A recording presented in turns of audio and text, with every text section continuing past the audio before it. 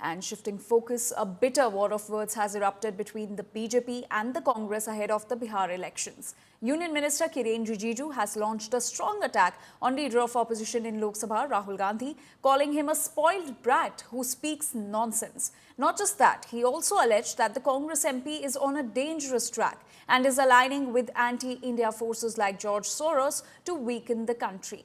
The Parliamentary Affairs Minister also claimed that the Congress is working with a leftist mentality and attacks institutions when they lose elections. Meanwhile, Rahul Gandhi, conducting the Voter Adhikar Yatra in Bihar, has once again slammed the BJP for destroying democracy and attacking the Samvidhan. Reiterating his vote chori claims, the leader of opposition said that he will not let BJP steal polls in the state of Bihar.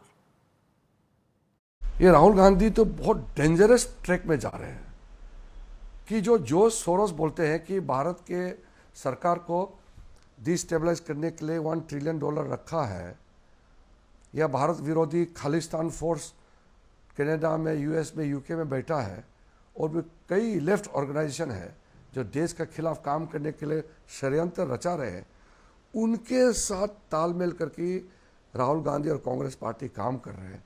ये देश के लिए बहुत ही चिंताजनक ये एक समय है, लेकिन अब आश्वासित रहिए, मोदी जी के लीडरशिप में देश को कोई डिस्टेबलाइज नहीं कर सकता है।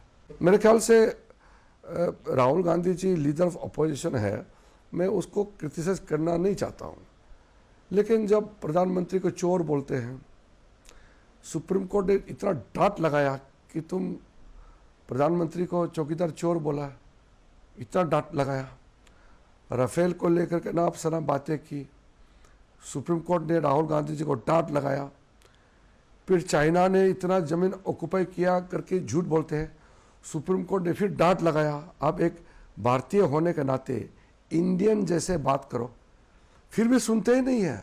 अब राहुल गांधी नहीं सुधर सकते अपने आप को। हर नागरिक को ये संविधान एक वोट देता है, अंबेडकर जी का संविधान एक वोट देता है, और बिहार में, कर्नाटक में, महाराष्ट्र में, हरियाणा में ये जो संविधान आपको वोट देता है, वो वोट चोरी किया जा रहा है। बिहार में लाखों लोग से उनका वोट चोरी किया जा रहा है। भाइयों बहनों, जैसे महाराष्ट्र में चुनाव चोरी किया, जैसे हरियाणा में चोरी किया, वैसे ही बिहार में चुनाव चोरी करने की कोशिश कर रहे हैं।